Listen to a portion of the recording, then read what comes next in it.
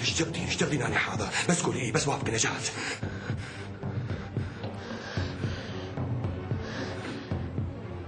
انا جاي حتى اواجه اخوي. ادري كويس زين، انت تفاجأتي بالموضوع. يوم فؤاد من نوالك عليه، ما يخالف نجاة. خذي وقتك وفكري على كيفك، لا تجاوبيني زين، لا تجاوبين هسه.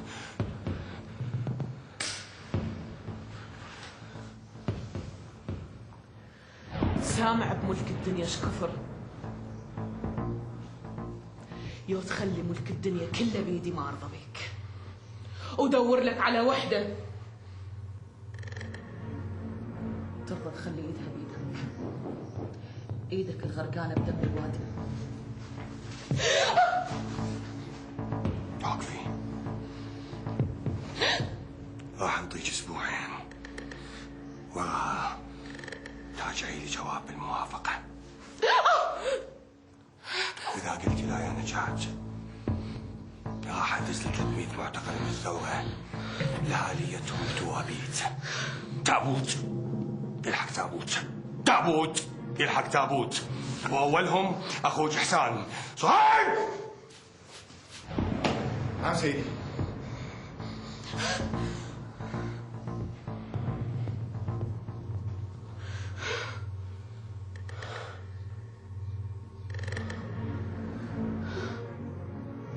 رجعها لبيتها. أمرك سيدي.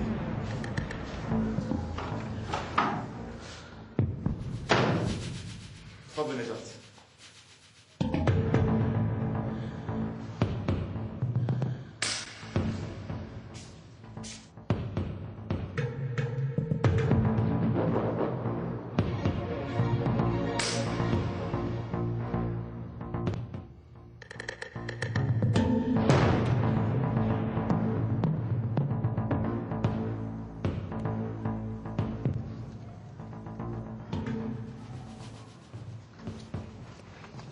هي شلون؟ قوة يا اخو، ما قوة. شعاف كل الناس اجى عليك انتي، ليش انتي؟ حظ هذا يا بتول.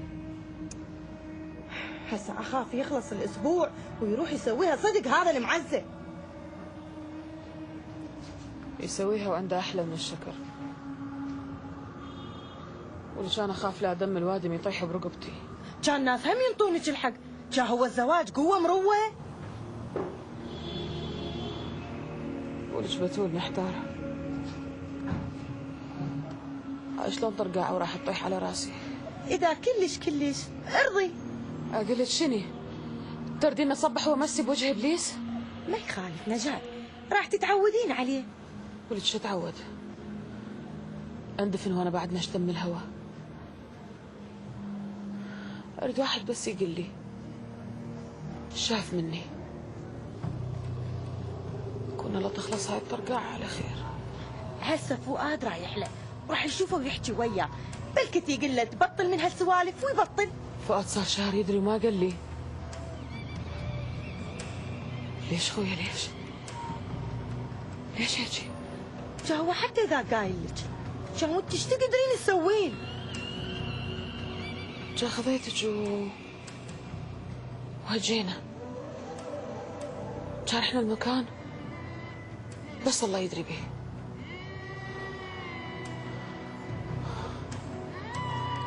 وقع الفاس بالراس، يا قايل لي فؤاد ولج قولي لي هاي شو يحطوا لها والطيب.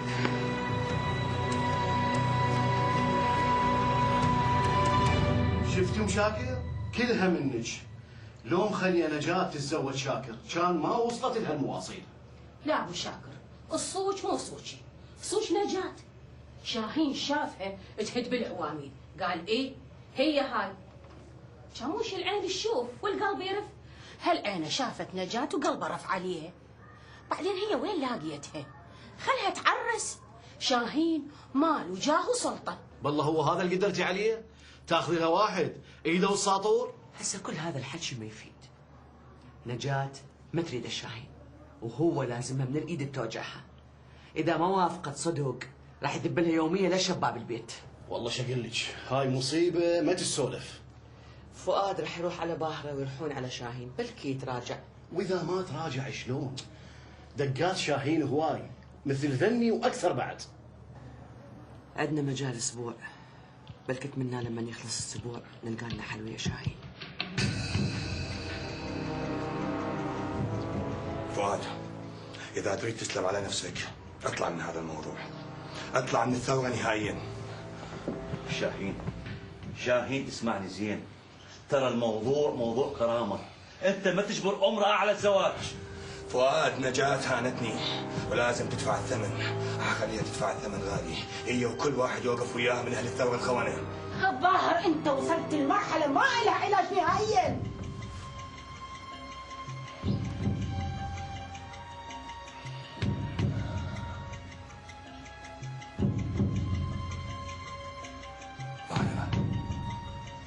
أنا مو مجنون، وهاي الكلمة سمعتها منك هواي، وإذا عدتيها أقص لسانك. سمعتيني؟ شاهين مو مجنون، شاهين مو مجنون، شاهين مو مجنون. تذبين عقدت علي باهرة، بعدها الغرفة اللي كنت قاعدة بيها هنا بهذا البيت شاهدة على إخباراتك. الغرفه اللي كنت مسجونه بيها مو مصاحب، الغرفه كانت سجن، وسجلتها نادره خاتون. نادره اللي ربطت على هاي الاخلاق. بس لا تنزل ايدك شاهين، لا تنزل ايدك، لا احترم نفسك، لا تبيد ايدك اخذك. لا شيل ايدك، شيل ايدك، راح اشوفك. يا ايدي راح تنكسر، افتهمت فؤاد؟ يالك انت وهاي اختك زباله، يلا طلعوا من هذا البيت. باكر باكر انتظر من اعتقالك بالثوره، وخلي واحد من اهل الثوره الخونه يدافع عنك، اقتلك انت وياه، افتهمت؟ يلا يلا طلعوا من هذا البيت. نزلي رجليك، خذ الاختك اطلعي، اذا تطبون بهذا البيت اكسر رجليكم. يلا بره. بره بره لك علاج معي. بره بره بره، اكسر رجل كل واحد يفوت هذا البيت.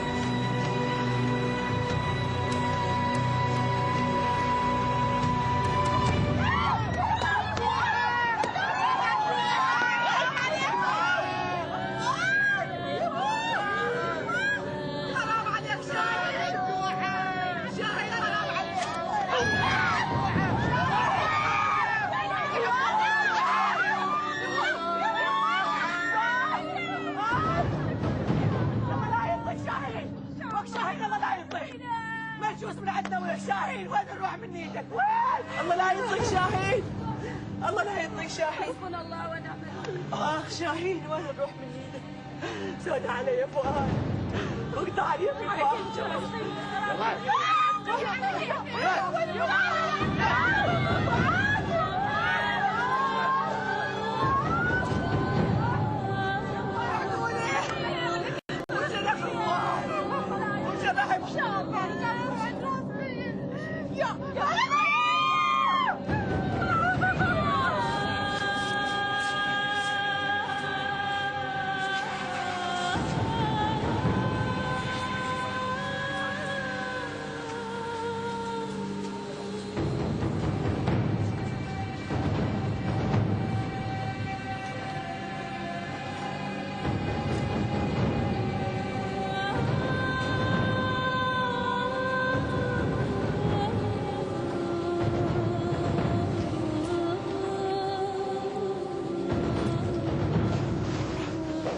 أنا أخو سوادي فؤاد بيه فؤاد جرى وقف ويا وقف وين هو اللي هو يا ولد قسم هذا يا لقيت شيء يقول لك هذا فؤاد بيه أخو شاهين.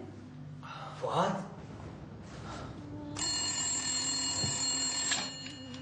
الو شو تريد شاهين؟ بس حبيت اقول لك اخوك فؤاد انسوه او اصلا اعتبروه ما مولود. عافيه عافيه باخويا، عافيه بابن حميد باشا، وفيت وكفيت وما قصرت. شاهين انا بريئه منك الى يوم الدين.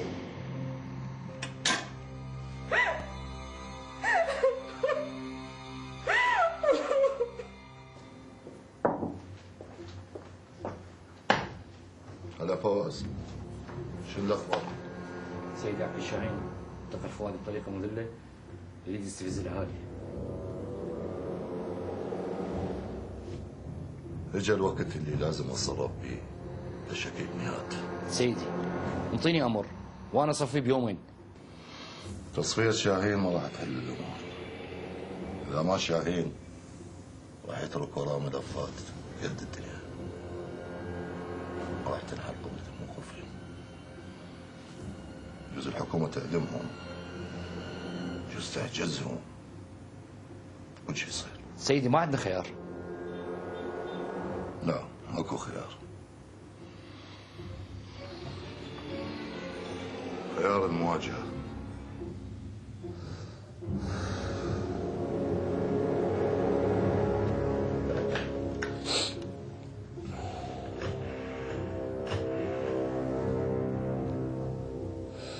ملازم صهيب اطلع لي مفوض عادل من الحجز وتجيبه يمي. بس وينك؟ نظف وزين قبل لا تجيبه، لان هو بلي السجن ريحته تقتل. النوب مسجون. عافيه.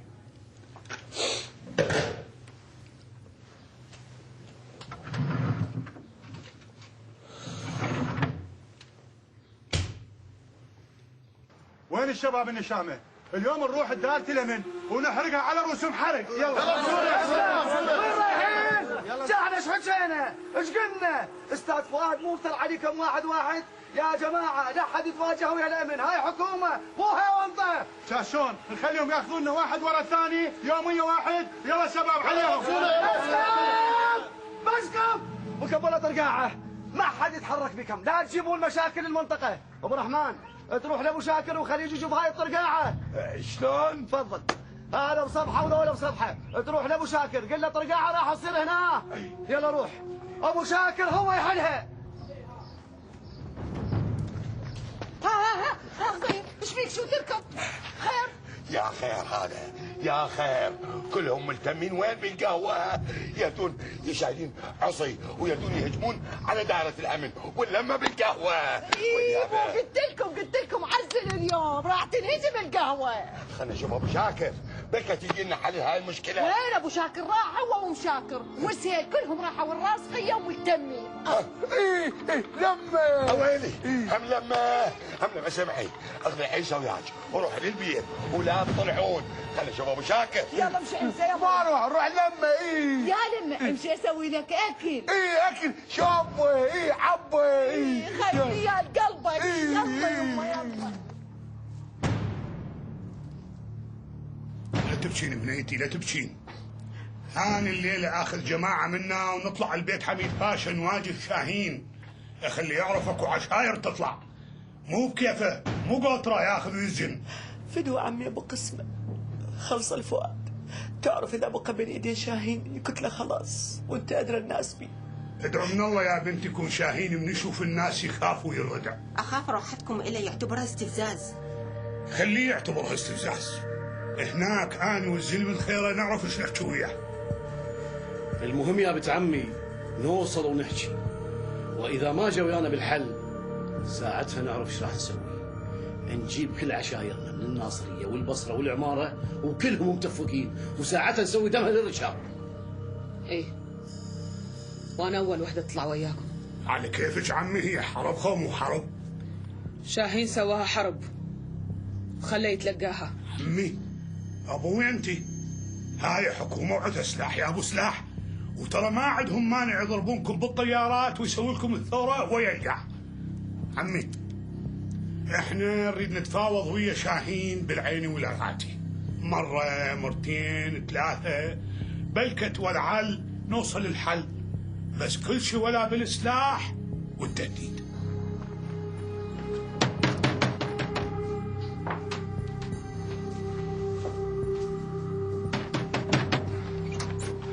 الحق ابو شاكر الحق ترى كلهم ملتمين بالقهوه وشايلين عواميد وعصي يريدون يهجمون على دائره الامن.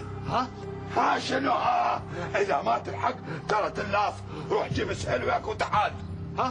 ها هو اني ما اسمع له انت ابو شاكر الحق يلا جيب سهل ترى اذا ما تلحق تلاف يلا امشي. وياي ابو قسمه خير ابو شاكر نلحق الناس للقهوه لان الناس دي تروح للامن بالعواميد. انا اخو ناجي بعد ايدي خلهم يسوونها طشار. نجاة تعالي وياي عندي حكي وياك.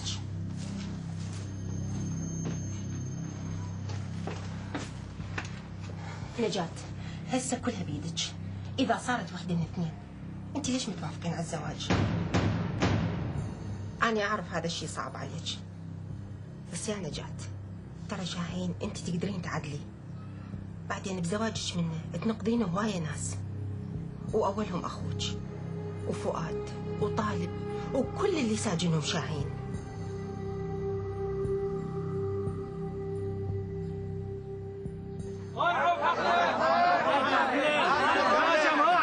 يا جماعه هذا الحكي غلط. قلنا لكم الليله نروح الشاهين ونتفاهم وياه. عمي واذا تقولون لا ولا ترى تعضون اصابع الندم. اني ابن باب الشيخ وعقد الكراد، اسالوني على شاهين ترى جهالكم تتيتم ونسوانكم يجرجرهن كلهن الحبوس.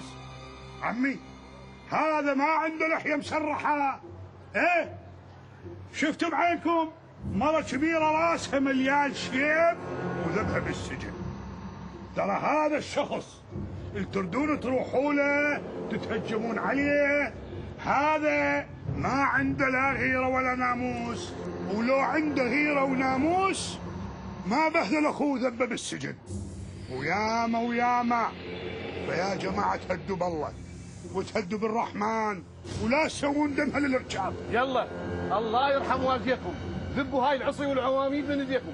يلا ضيطان ذب العصي. جيبوها هاي العصا، جيبوا هاي الخيزرانه والحمو شايلين صدق كذب. جيبوها يلا جيبوها بعد يلا من عنده بعد يعطيني. جيبها ولا جيبها ناخذها. وراك شلون اشيلها بعد؟ عندي 5 دقيقة.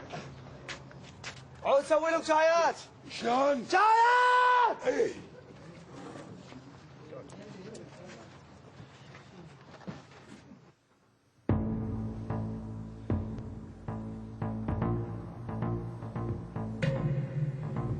اقعد.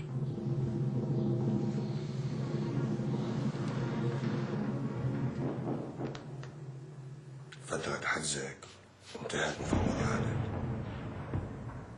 بس أني راح أعوض لك هاي الفترة اللي قضيتها بالسجن. راح أكتب بيك تقرير للأمن العامة وأطلب ترقيتك من مفوض إلى ملازم تقديرا لإخلاصك وأدائك الواجب بشكل صحيح ومتفاني. أما بخصوص أخوك هاني فأخذ جزاءه، لأن لا أنا أرضى ولا أنت ترضى يتعدى على أعراض الناس وهو محسوب علينا. عادل، اليوم أنت ترجع للثروة وراح أدز وياك ملازم صهيب حتى الكل يعرف هناك أنت بعدك محسوب علينا. وهذا مسدسك خليه بحزامك وبلك صلاحية تقتل أي واحد يتعرض لك بالثروة باستثناء نجاة. نجاة خط أحمر، مفهوم؟ صار سيدي. عادل، أريدك عيني المفتحة بالثورة وخصوصا داخل الدربونة. منو طاب، منو طلع، منو قاعد بالقهوة، وأي شيء شك بيه فورا تتصل بي. إذا ما لقيتني بالمكتب تتصل بي على البيت. صار سيدي. أعتمد عليك عادل. إن شاء الله. ملازم صهيب، تاخذ المفوض عادل بإيدك للثورة وتحذر الناس تحذير شديد اللهجة. أي واحد يتعرض المفوض عادل يعني ده يتعرض العقيد شاهين. مفهوم؟ مفهوم سيدي. أما بالنسبة لمكافآت وكلائنا اللي بالثروة واللي كان يوزعها المفوض عادل عليهم، هالمرة أنت توزعها بإيدك. مفهوم؟ مفهوم سيدي. تفضل.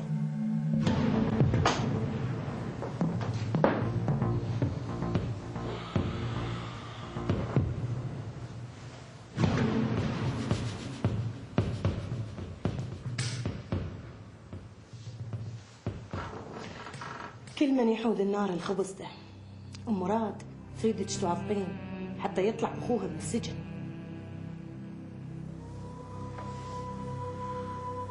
صدق يا نجاة، انت ما عندك حل غير توافقين. شنو بتمنى؟ انه بتهم علي. شلون يا نجاة؟ يظلون المساجين بالسجن وطويل يظل بالسجن. ولك شنو انت ما خفتي على اخوك؟ ما خفتي علي من ذلة الزواج لك شر؟ فكرتي بس بطويلد؟ سكتي! ما نسمع صوتك! سكتي! انا بس راح يطق! نداء للاهالي، فوض عادل راح يرجع لبيته. نداء للاهالي، كملت السبح. فوض عادل راح يرجع. راح يرجعون عويدك فوق روسنا.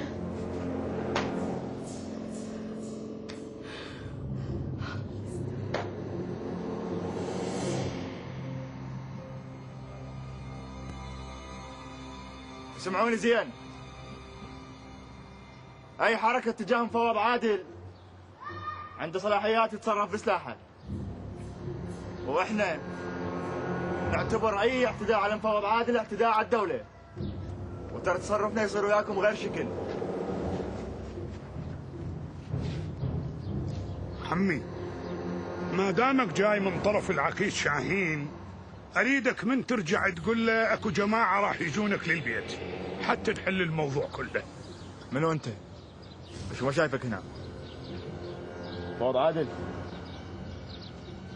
هذا منو؟ ما عرفه، هذا غريب على القطاع. عمي، مو غريب الا الشيطان. ترى شاهين يعرفني كل الزين. قولوا له سهيل الحدخشي ابو قسمه. توصل رسالتك ابو قسمه. فوض عادل، طب لبيتك.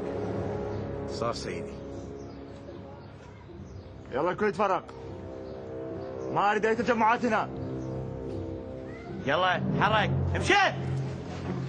يلا عمي نجاة، روح لبيتكم.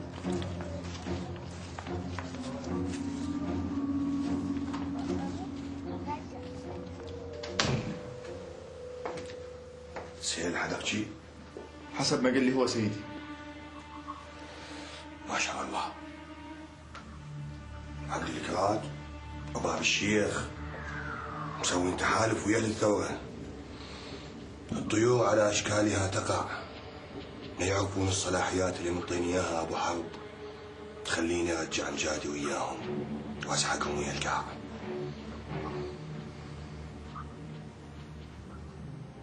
أنا راح أستقبل المهتلفين أمثال سهيل وجماعته.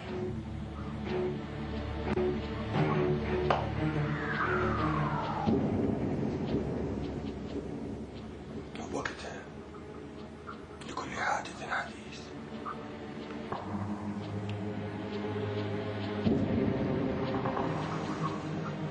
هم رجعوا عويدي حتى يستفزونا. هذا خلوه واحد مثل الشلب، ما لكم شغله بيه. او نجاة شلون؟ ياهو راح يلزمها. تاخذ تلزمه من خوانيقه وتسوي لنا مشكله. لا، هي سمعت حكي الضابط، ما اعتقد راح تسوي شيء. هسه قولوا لي يا جماعه، منو راح يجي وياي بالليل البيت حميد باشا؟ انا اول واحد اجي وياك ابو قسمه. وانا ينفع اجي وياكم؟ شلون ما تنفع عمي؟ انت وجه من وجوه المنطقه. نروح بس ثلاثتنا، ما نريد جوقه، حتى شاهين ما يعتقد احنا فازعين عليه. اي ثلاثتكم احسن. وانت يابا ليش ما تجي ويانا؟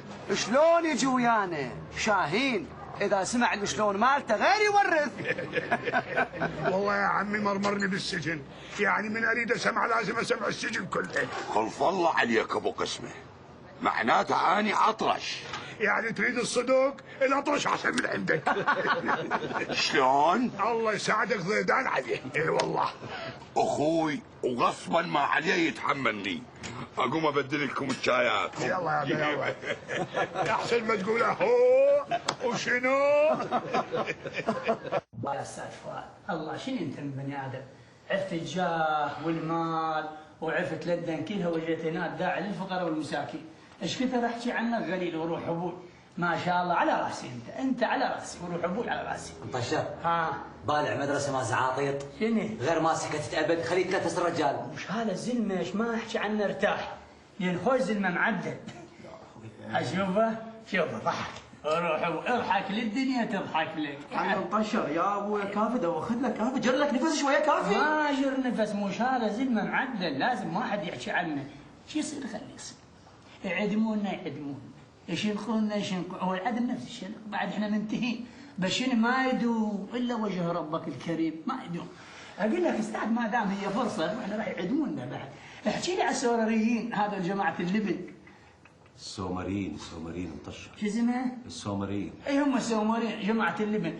شلون تعلموا المهنه؟ هاي يراد لها واحد خبير، يعني هم لا محزوزين لا ملزوزين، اجوا تعلموا شغله اللبن، ابوي الله يرحمه سنين يلا صار خرفه بيها. سهيل صاير مثل فؤاد، وين ما التفت القي مشاكلكم بوجهي. ثم انت شو وداك للثوره؟ انت مو من اهل عبد الكراد؟ ليش ما اروح للثوره اذا اسمع باخوك فؤاد نعتق لي؟ المهم ايش عندكم جايين؟ نحل الموضوع. يا موضوع اللي جاي تحله سهيل. استاذ احنا بابة عشاير، واللي صار ما ترضى به العشاير. انا اللي جاي احكي وياك اسمي ابو شاكر، وساكن بنفس المنطقه، وجاي نيابه عن اهل المنطقه.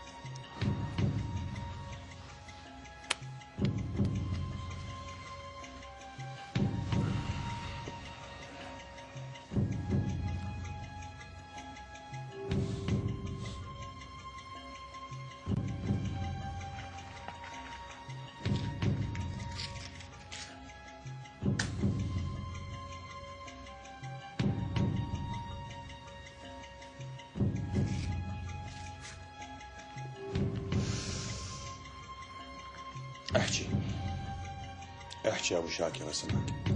احنا سمعنا انت رايد بنت من بناتنا، والبنت ما تريد تتزوج، والزواج مثل ما تعرف مو غصب، وهيج ديننا يقول. صح لو انا غلطان؟ لا ما غلطان، بس انا ما خصبت النجاة. انطيتها مهلة اسبوع حتى تفكر وبعدها تقول الجواب. وافقت؟ خير على خير. ما وافقت اغض النظر عن الموضوع وكل شيء يرجع لمكانه. ما من كل شيء يرجع لمكانه، لان انت مهدد الابنيه بعد الاسبوع يوميا يذب لك تابوت بالثوره، ولما اعتقلت فؤاد حتى تخلي الابنيه بين حانه ومانه، وبعدين حتى تقبل تتزوجك بالقوه. هاي شلون تقبلها يا شاهين وانت ابن حميد باشا، ابن اصل وفصل؟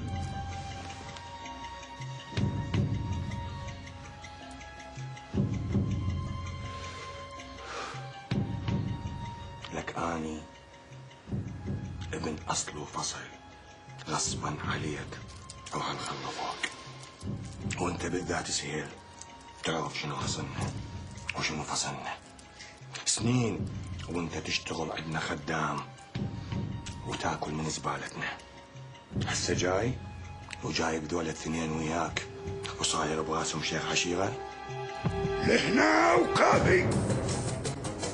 ظهر انت ما تحترم العشاير، بس احب اقول لك اذا اجت العشاير متفقه والله العظيم والله لتحرق القاع جوا رجليك. مو بس انت والحكومه.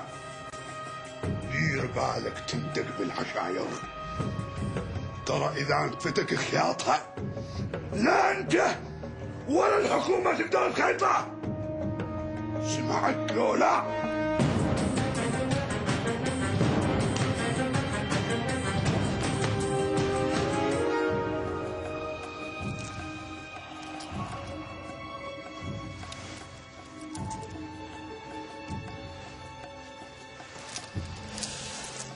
لسانك طويل يا ابو قسمه، الظاهر ما اتعظت اللي راحن يغاد لقص، وانا اعرف شلون راح اقصه.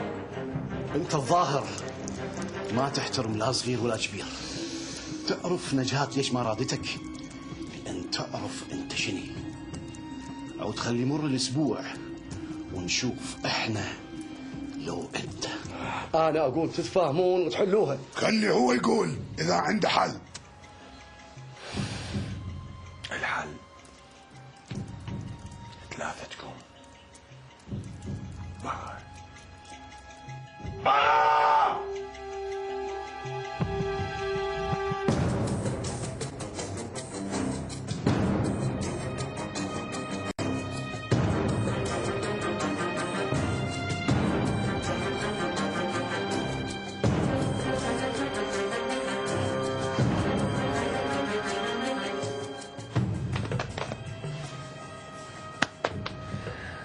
ما شاء الله، حقه لابوك من يريد يغير حياته. ما شاء الله. اتذكر شفتك كان عمرك 6 سنين. 7 سنين 7 سنين. لا تنسى سنة زواجك من هيام خاتون. اي صحيح 7 سنين. أنا ما ادري ليش دائما انسى سنة زواجي من هيام خاتون. يجوز اريد يعني اكفر عن هذا الخطأ الفادح. الخطأ الفادح مو زواجك من هيام خاتون، يعني الزواج من مرأة مطلقة شيء طبيعي، بس خطأك الفادح من أنكرت وجودي، من قلت لها شكيب نهاد قلت له النازي. مع هذا تحسين أنا مستعد أسامحك وأخلي إيدي بيدك وأنسى الموضوع. أنا مستعد أنسى كل شيء وأمشي وياك خطوة بخطوة حتى نفضح هذا النظام ونفضح علاقته بالاستخبارات البريطانية والمخابرات الأمريكية. هذا المشروع يراد له وقت طويل، هسه لازم نطيح شاهين بعد ما نطلق سراح كل الأبرياء. وأني مستعد لهاي الخطوة. أنت تعرف الرسالة اللي كاتبها لعبد الكريم قاسم اختفت. أنت الشاهد الأول والأخير. أنت ممكن تروح لحبل المشنقة. شو تقول تحسين؟ أنا موافق نجيب، حتى تصدق أن الرسالة اللي كانت موجهة لعبد الكريم قاسم كانت رسالة صادقة. أنا خلال هاي اليومين راح أواجه شاهين، راح أخليه يواجهك حتى يعرف تحسين بدران حيرزق. وهو كذلك. شوفك مع السلامة حبيبي، مع السلامة.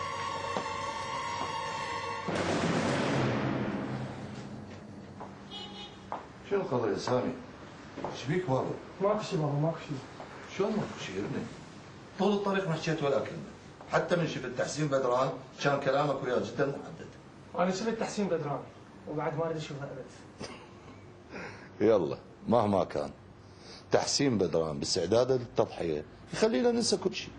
شيء حلو وانا كابن مفتخر بهالخطوة. يلا بابا عن منك.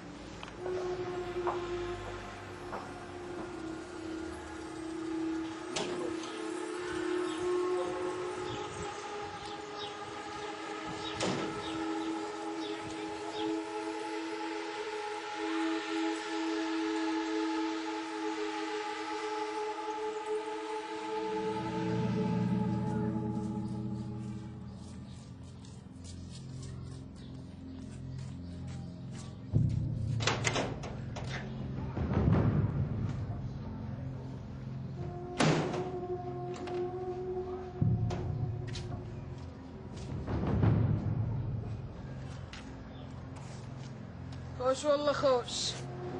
شيخك على الوادم الفقرة. ما راح ارد عليك لان العقيد وصاني قال لي كل شيء تسوي بس تتدنى النجاة.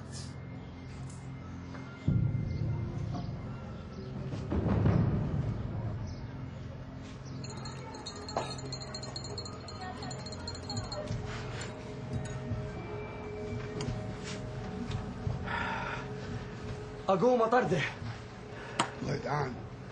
ضيدان هذا جايبينه هنا حجه حتى تتحرشون به. شاي روح حنا يجي اخوه وشوف هالنوم متشخص بمسدسه. اقول لك ابو قسمه الاراد شاي مني اودي له. تاخذ له زق نبوت خليه يولي. شلون؟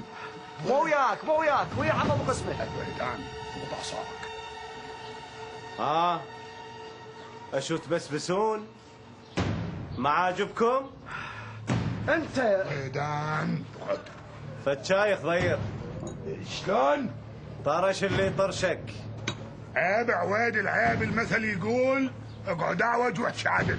هذا انا يعجبكم ما يعجبكم حسابكم يصير غير شكل. الله مطولك يا روح الله مطولك يا روح. علي ايش ما تخلوني اصمته بالماء الحار. ضيدان لا تسوون لنا مشكله. ابو رحمن ودي شاي لعويدل. شلون؟ ابو قسمه يقول لك ودي له زق نبوت. اي زق نبوت. روح. اي نرقيله وياك. شلون؟ نرقيله. ما عندي لا ولد ولا تلد خلوني ابتلي بيه. ضيدان اذا ما تخاف على نفسك خاف على الناس. ضبطوا اعصابكم يابا. هذا جايبيه حتى على مود تتحارشون بيه. اعتبروه كلب وينبح. يده لا تظلين حايرة بزمانك إلها حلال. انا قبل ما تطوين اخذت خيره وطلعت خوش خيره. والله يا عيال ايش اقول لك؟ ميت حسبه وحسبه تجيب راسي. وايوه نشعلي ما شافت النوم. لا يده خلي عينك تغمض وخلها تنام ولا تظلين بالحسبات. يما الحسبات تاكل عمر بني ادم. والله يا يده ايش اقول لك؟ نوبات عقلي يقول لي ارضى بهالقسمه المفخمه وخلص الوادم. لا يده لا تسويها تفرج وهو صاحب الفرج.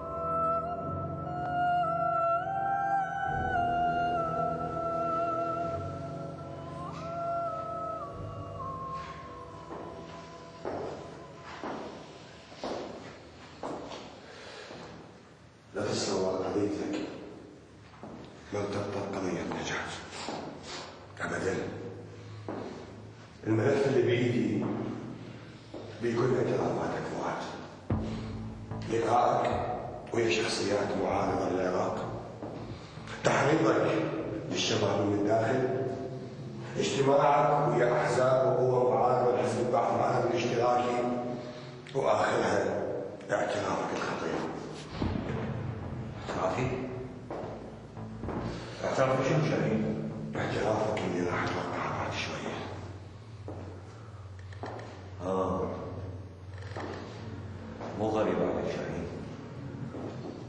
اخويا بعرفك ما عندك مانع تكتب اتهامات وتهم باطله توقع عليها وتودي ناس الاعدام، وما عندك مانع توديني للاعدام.